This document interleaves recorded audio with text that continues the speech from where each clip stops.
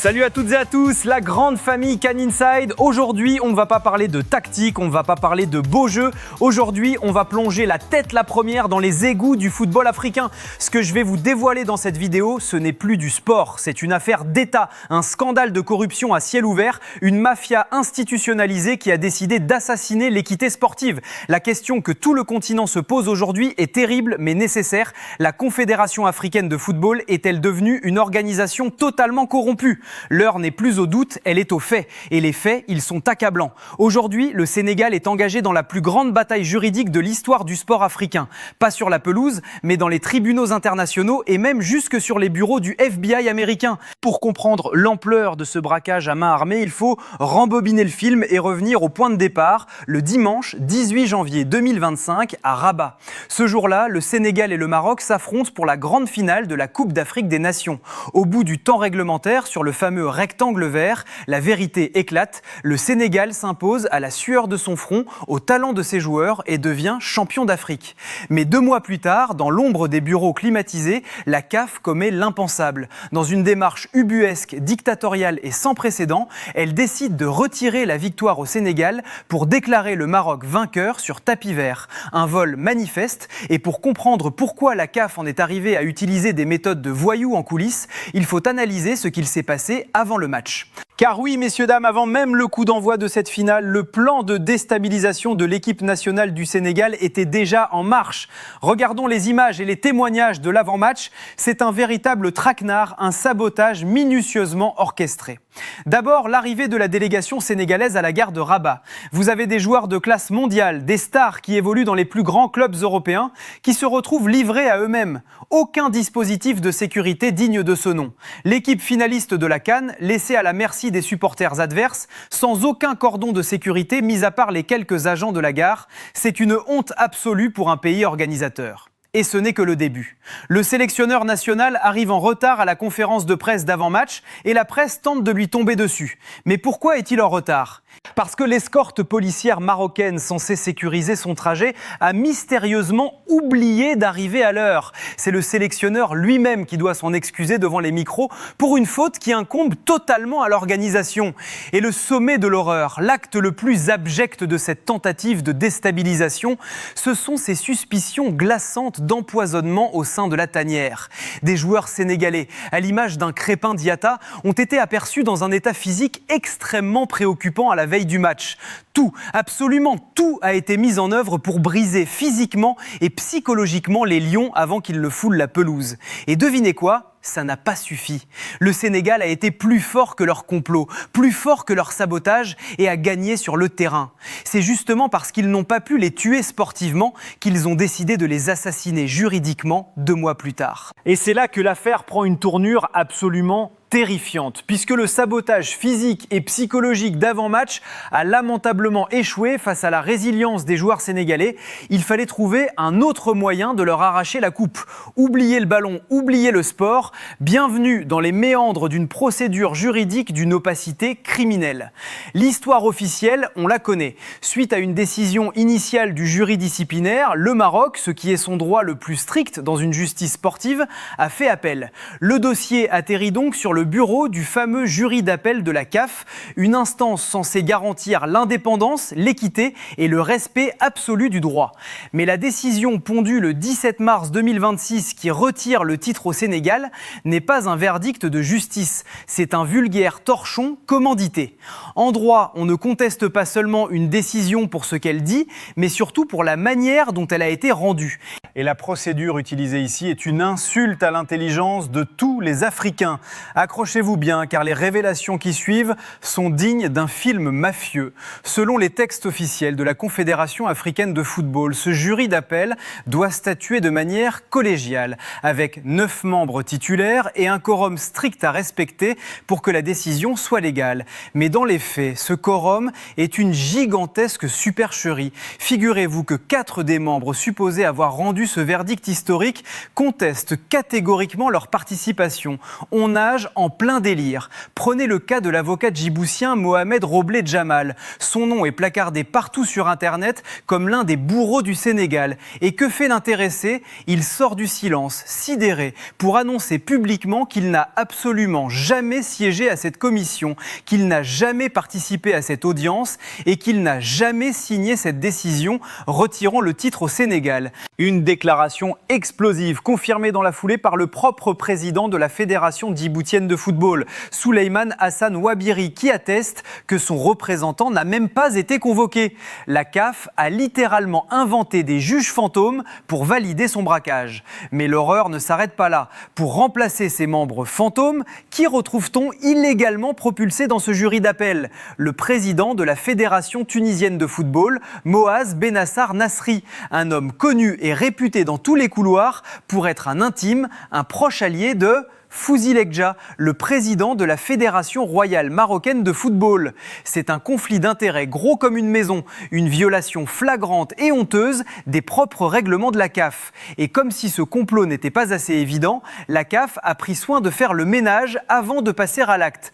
Quelques semaines seulement avant de rendre ce verdict inique du 17 mars, devinez ce qu'il s'est passé. Le directeur des organes indépendants au sein des affaires juridiques de la CAF, Yassine Osman Roblé, a été limogé. Viré, sans le moindre motif valable, un homme dont le rôle crucial était justement de coordonner les jurys disciplinaires et d'appel. On a décapité l'organe de contrôle juridique pour pouvoir opérer dans le noir le plus total. La CAF n'a pas rendu une décision de justice, elle a exécuté un contrat sur la tête du football sénégalais.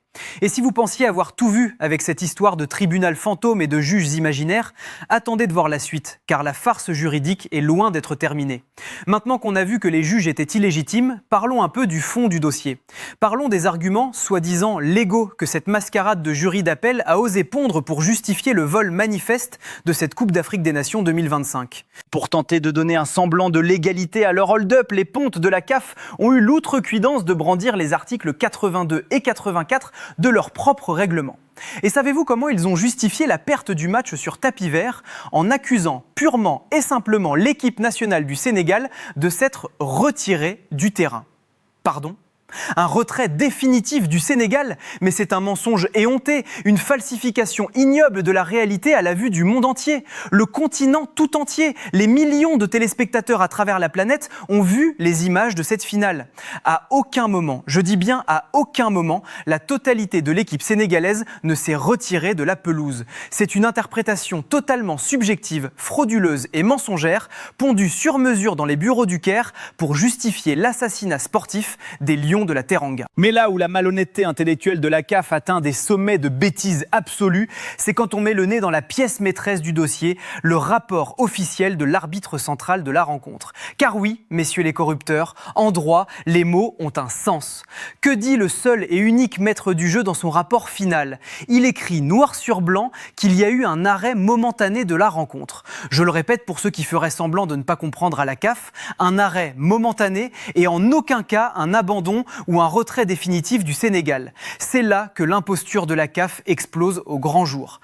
Comment un groupuscule de bureaucrates illégitimes peut-il s'arroger le droit de contredire le rapport officiel de l'arbitre du match ? C'est une hérésie totale. Faut-il rappeler à la Confédération africaine les lois fondamentales qui régissent notre sport depuis plus d'un siècle ? Faut-il leur lire à haute voix l'article 5 de l'IFAB, l'organisation suprême qui dicte les lois du football au niveau mondial ? Cet article 5 est le pilier sacré de notre sport. Il stipule de manière indiscutable que l'arbitre central a les pleins pouvoirs sur le terrain et que ses décisions concernant les faits de jeu sont strictement définitives. Entendez-vous bien ? Définitives. La CAF n'a absolument aucune base légale, aucune légitimité pour réécrire l'histoire d'un match a posteriori, pour balayer le rapport d'un arbitre d'un revers de la main et pour inventer un forfait sénégalais de toutes pièces. Lorsqu'une institution sportive s'assoit à ce point sur les textes fondateurs du football mondial pour spolier une nation entière de son trophée durement acquis sur le rectangle vert, on ne parle plus d'une simple erreur d'interprétation. On parle d'un système pourri jusqu'à la moelle. Face au mépris total de la cohérence cohérence et de l'impartialité. La question n'est plus de savoir si la CAF a fait une erreur. La seule question qui hurle à nos oreilles aujourd'hui, c'est jusqu'à quel niveau de la hiérarchie s'étend cette corruption métastasée. Le Sénégal refuse catégoriquement de plier le genou devant cette mafia en col blanc et croyez-moi, la riposte qui se prépare est tout simplement nucléaire.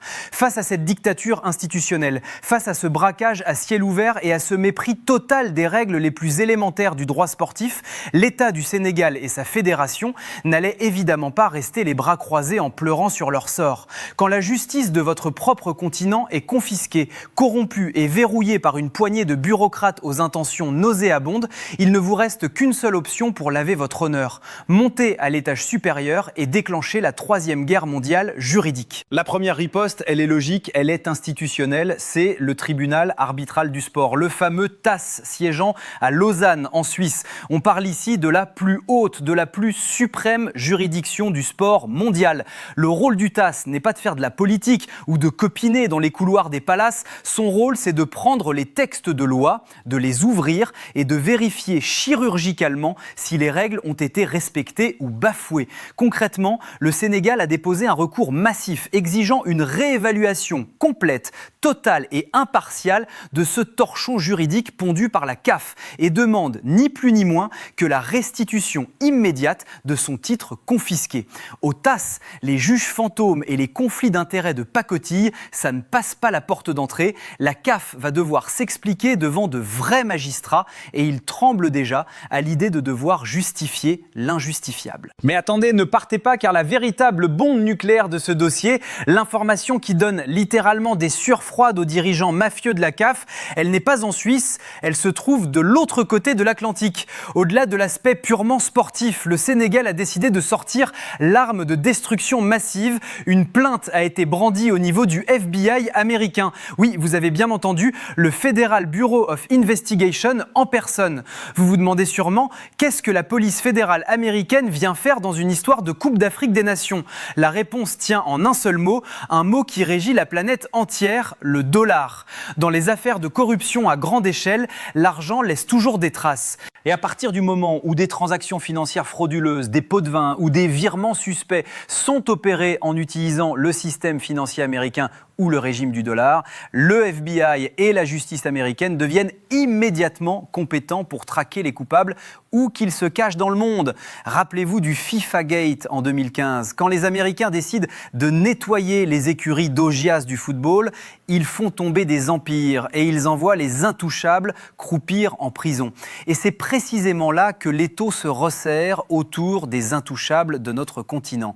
Car cette plainte au FBI vise directement les cerveaux de cette opération de sabotage, en mettant un énorme coup de projecteur sur des connexions d'une opacité terrifiante. Le nom qui fâche, celui que l'on murmure avec effroi dans les couloirs, c'est celui de Fouzi Legja. Ce monsieur n'est pas seulement le tout-puissant président de la Fédération royale marocaine de football. Il est surtout, et c'est là que le scandale prend une dimension vertigineuse, le président de la commission des finances au sein même de la CAF.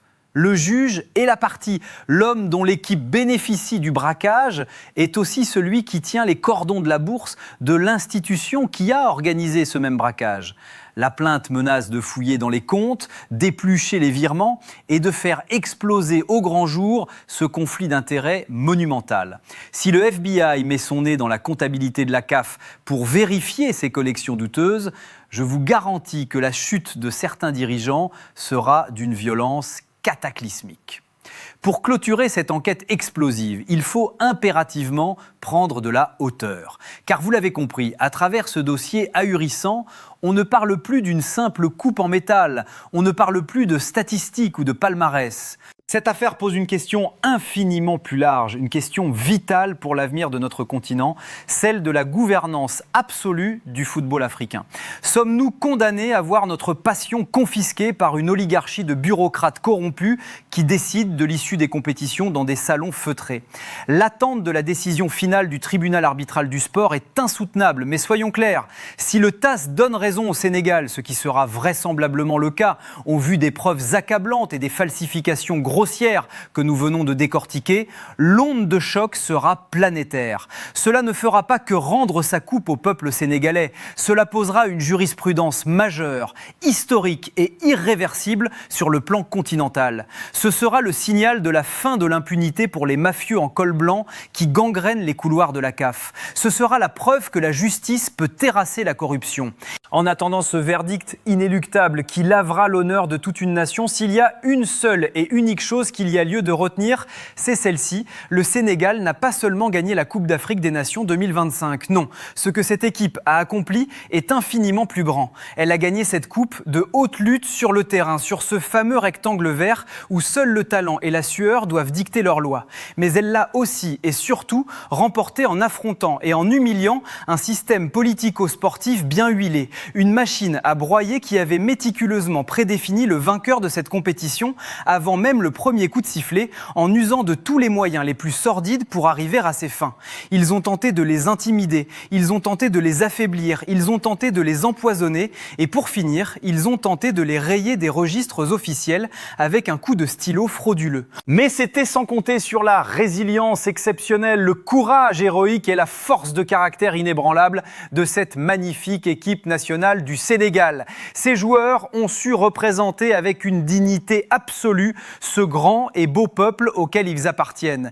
Et si certains bureaucrates du Caire ou d'ailleurs pensent pouvoir effacer cette vérité historique avec un simple communiqué mensonger, qu'ils regardent les images, qu'ils regardent cette marée humaine, cette ferveur incandescente, cette fierté nationale indescriptible, les images de célébrations grandioses, de liesses populaires s'étendant depuis le Stade de France lors des récents rassemblements jusqu'aux travées bouillonnantes du stade Maître Abdoulaye Wade de Diamniadio sont là pour graver la vérité dans le marbre. Ces millions de sourires ne nous démentiront certainement pas. La coupe est au Sénégal, elle a été gagnée par le Sénégal et aucun tribunal fantôme ne pourra jamais l'arracher du cœur des Sénégalais.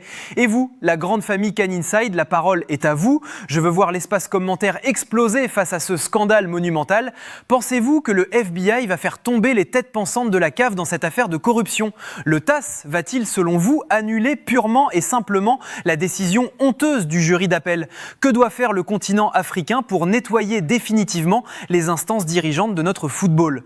Si ce format enquête et coup de gueule vous a retourné le cerveau, détruisez ce bouton j'aime pour que la vérité éclate au grand jour. Abonnez-vous à la chaîne pour ne rater aucune de nos prochaines investigations et activez la cloche de notification. On se retrouve très vite pour la suite de ce feuilleton explosif. Prenez soin de vous, battez-vous pour l'équité et que vive le football, le vrai!